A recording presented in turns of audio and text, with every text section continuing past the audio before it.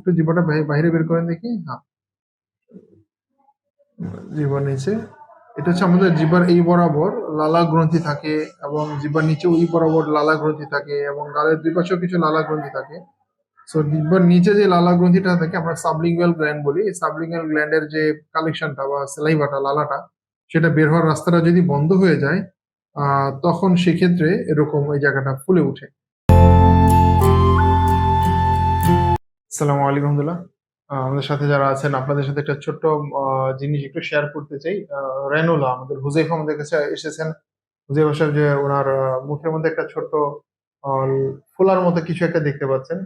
আমি একটু হুজাইফার কাছ থেকে সরাসরি শুনতে চাই যে ওনার কষ্টটা কি হচ্ছে। আমাদেরকে একটু বলেন আপনার সমস্যাটা কি হচ্ছে, আমাদেরকে একটু শেয়ার করেন। আমার সময়টা হচ্ছে বলতে আপনার গত 3 মাস আগে আমার জিহ্বার নিচে এই ফোলাটা হয় আর কি। ফোলাটা হয়? ফোলাটা হওয়ার পর আমি এমনি স্বাভাবিকভাবে তেমন একটা ঝামেলা হয় না, তবে কথা বলতে গেলে এটা টের পাওয়া যায় আর কি যে জিহ্বার নিচে কিছু একটা আছে আছে, এই আর কি। এমনি অস্বস্তি লাগে আর কি। হ্যাঁ হ্যাঁ, তাছাড়া এমনি সবসময় ব্যথা করে না। আচ্ছা, একটু হা করেন তো দেখি।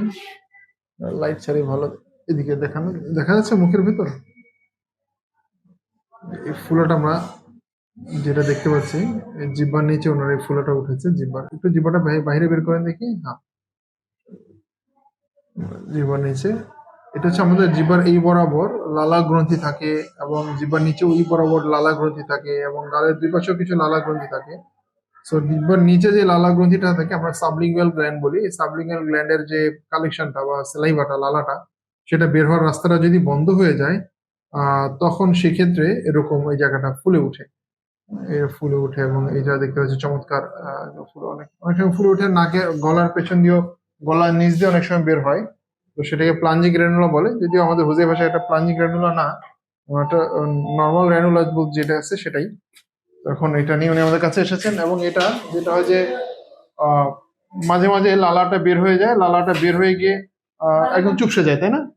আপনার লালাটা কয়বার বের হয়েছিল? 2বার। দুইবার একদম চোখ মিশে যায়, মনে হয় যে কিছুই নাই। কিছুই নেই। আস্তে আস্তে আবার লালাটা জমে এটা ফুলে ওঠে।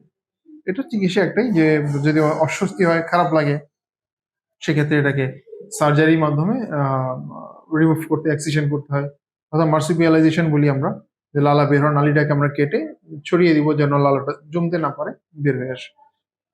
এটা খুব সিম্পল একটা সার্জারি এবং সমস্যা যেটা হয় যে এটা বারবার হওয়ার চান্স থাকে। ওই নালীটা যদি কোনো কারণে আবার আটকে যায় বা আবার ব্লক হয়ে যায়, আবার এখানে একটু ফুলে উঠতে পারে। তো সার্জারিটা রিকারেন্স রেটটা একটু বেশি, কিন্তু সার্জারিটা এটার মূল চিকিৎসা এবং খুব বেশি জরুরি ভিত্তিতে সার্জারি করতে পারে এরকম হয়। যদি ওনার জন্য কষ্টকর হয়, অস্বস্তি বোধ, যেহেতু উনি অস্বস্তি বোধ করছেন, সেক্ষেত্রে আমরা সার্জারিতে প্রসিড করবো। সার্জারি করার ক্ষেত্রে আমরা ওনাকে জাস্ট এইটুকু অবশ করেও করতে পারি, যেহেতু উনি বড় মানুষ উনি সহ্য করতে পারবেন বলে আমরা আশা করছি। সেক্ষেত্রে আমাদের লোকালি সার্জারিটা করা যাবে। ভালো থাকবেন, সুস্থ থাকবেন, আমাদের জন্য দোয়া করবেন, আমাদের হুজাইফা সাহেবের জন্য দোয়া করবেন যেন উনি মাদ্রাসায় পড়াশোনা করছেন, ভালো দিনে আলেম হতে পারেন, দিনের খেদমত করতে পারেন। আসসালামু আলাইকুম রহমতুল্লাহ।